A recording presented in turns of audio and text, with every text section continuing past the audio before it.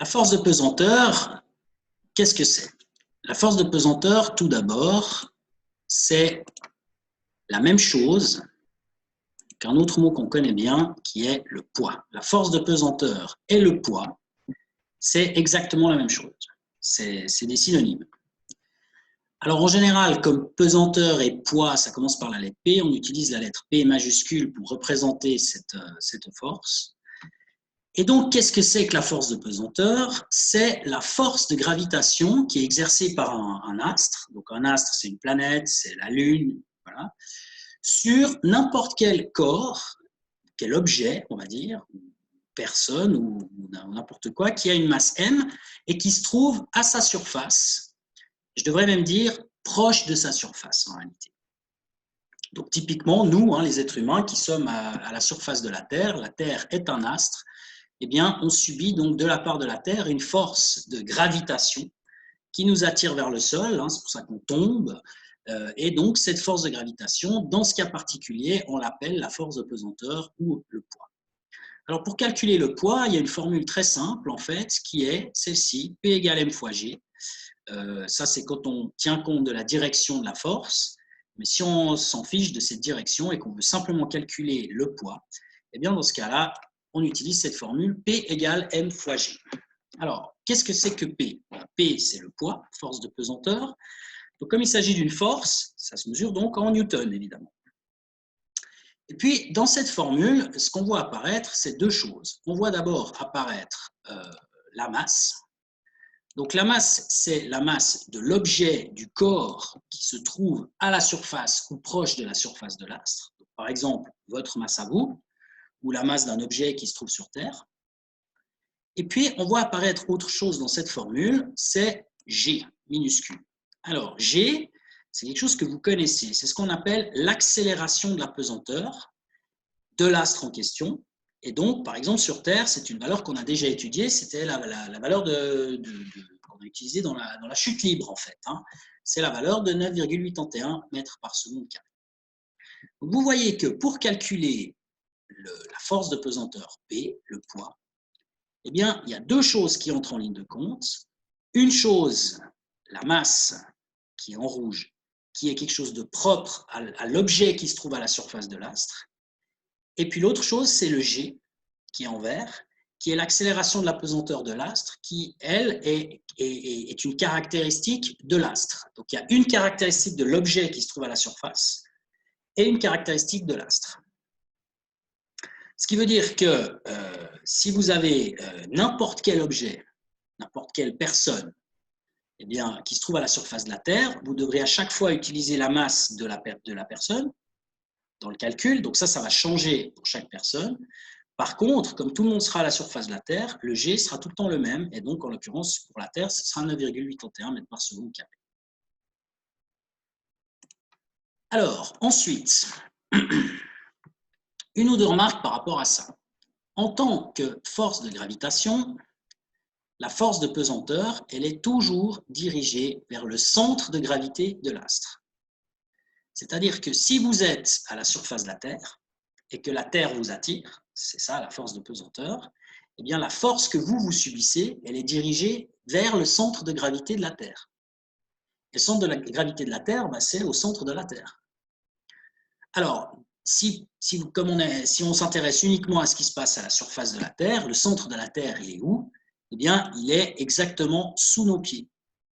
Donc, c'est pour cette raison que la force de pesanteur, le poids, c'est toujours dirigé verticalement vers le bas. Parce qu'en fait, c'est dirigé en direction du centre de la Terre. Et le centre de la Terre, pour nous, c'est sous nos pieds, c'est à la verticale. Je peux vous montrer une petite chose. Je vais changer ici ce que je partage. Je vais vous faire un petit dessin. Si par exemple, parce que j'ai ici un cercle, si on prend la Terre ici et qu'on la dessine comme ça. Ça, c'est la Terre, admettons. Et puis, vous avez ici une personne. Alors, je vais dessiner une personne là. Tac. Avec... comment faire ça? Oups.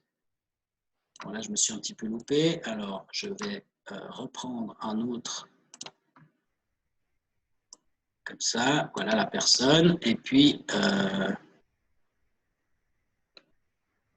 je vais quand même lui dessiner une tête à cette personne. Voilà. Hop. Voilà. Bon, on fait ce qu'on peut. Hein. Alors, ça, c'est la tête de la personne. Et puis, maintenant, j'en dessine une autre de personne. Ouais, il faudrait peut-être faire les bras aussi. Voilà. Voilà les bras. Donc là, il y a une première personne qui serait, par exemple, je sais pas, en Suisse, hein, mettons. Et puis, donc, vous avez évidemment, vous savez que la Terre est ronde. Et donc, à l'opposé de nous, par exemple, eh bien, on va trouver les Australiens ou, mettons, les Néo-Zélandais, par exemple. Vous avez ici une personne qui se trouve en Nouvelle-Zélande. Voilà.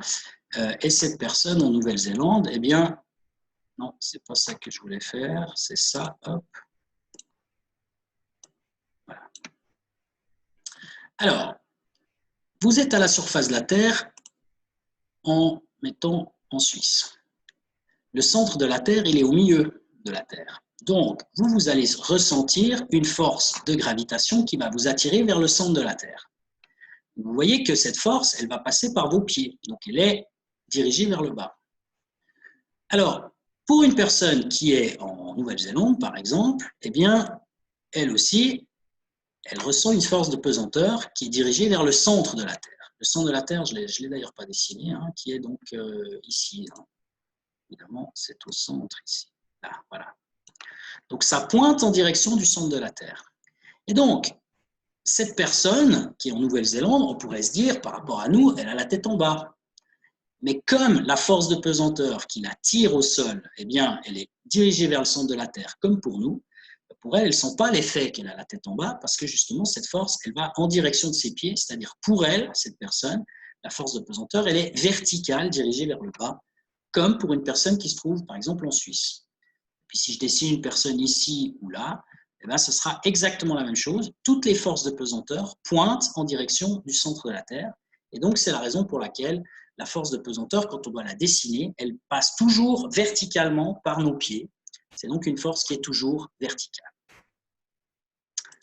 Je reprends maintenant le cours ici et hop, tac, et je le partage. Voilà. Donc, ce que j'ai présenté maintenant, c'était par rapport à la remarque qui se trouve donc, la deuxième remarque ici. Hein. Toujours dirigée verticalement vers le bas. Maintenant, revenons sur l'accélération de la pesanteur, le G, qui vaut 9,81 sur la Terre. Cette valeur de G, en fait, elle dépend du rayon et de la masse de l'astre qu'on considère. Il y a un exercice là-dessus, qui est l'exercice, je ne me rappelle plus combien, 8 je crois, qui sera à faire un jour, hein, mais on va plutôt le faire la semaine prochaine, qui consiste à déterminer quelle est cette dépendance de G finalement par rapport au rayon et à la masse de l'astre. Pour l'instant, on laisse ça de côté. Mais sachez déjà que si vous voulez calculer le G d'un astre, de la Terre, de la Lune, de Mars, de n'importe quelle planète, eh bien, vous avez besoin pour ça de connaître le rayon de l'astre et sa masse. Donc, comme les planètes et les astres, de manière générale, les astres ont toutes des rayons différents et des masses différentes, eh bien, normalement, ils ont tous un G, une accélération de la pesanteur qui est différente. Et par exemple, pour la Lune, eh bien, ce G, il vaut 1,62 mètres par seconde au carré. Donc, nous, sur Terre, c'est 9,81. Donc, vous pouvez faire le calcul. Hein, 9,81 divisé par 1,62, ça fait environ 6. Environ 6. Donc, ça veut dire que sur la Lune, on est environ 6 fois moins attiré que sur Terre. C'est pour cette raison que quand vous voyez les images des astronautes sur la Lune, ils peuvent faire des grands sauts et de manière assez lente, en fait, parce que justement, ils sont moins attirés que nous sur la Terre. Et donc, du coup, les sauts peuvent être plus élevés. En fait. Alors, j'en arrive au dernier transparent par rapport à cette histoire de force de pesanteur et à cette histoire de poids. Transparent très important qui a pour but de vous expliquer que la masse et le poids, ça n'est pas la même chose. C'est deux choses bien différentes. Alors, par exemple, si on vous dit combien tu pèses, eh bien, en général, les gens y répondent, je sais pas, 50, 60, 70 kilos. Ils donnent une valeur en kilos. Donc, en fait, ce qu'ils donnent comme réponse quand on leur demande quel est votre poids, ils donnent une réponse en kilos. Alors, du point de vue de la physique, c'est faux, en fait, de répondre ça, parce que, comme je viens de vous le dire, le poids, c'est une force. Donc, si c'est une force, ça doit être exprimé en newton. Bon, évidemment, si quelqu'un vous demande quel est votre poids, vous n'allez pas lui dire « je fais 450 newtons ». Vous allez lui donner une réponse en kilos, on est bien d'accord, hein, ça c'est dans le langage de tous les jours.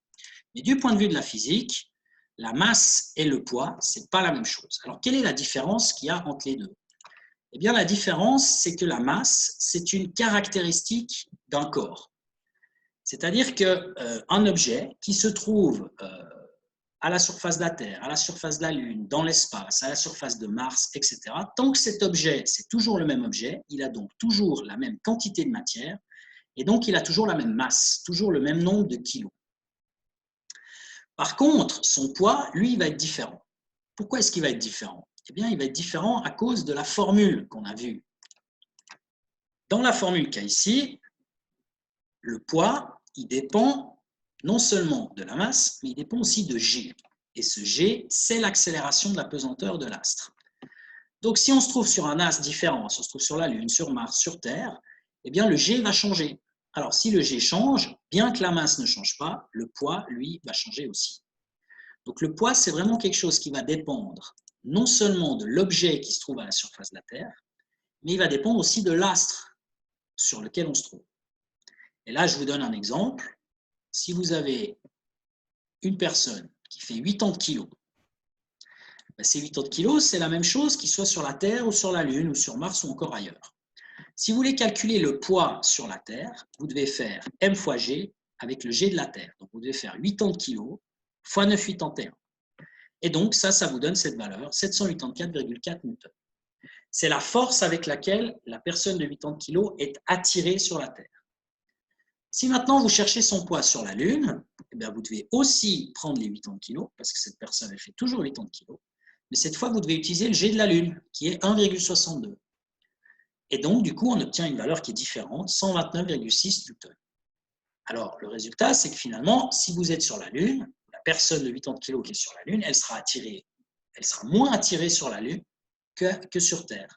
Et c'est donc pour ça qu'elle peut faire, une personne sur la Lune peut faire des sauts plus hauts, plus importants que sur la Terre, parce que si l'attraction est moins grande vers le bas, bah, du coup, la personne elle peut monter plus haut, tout simplement.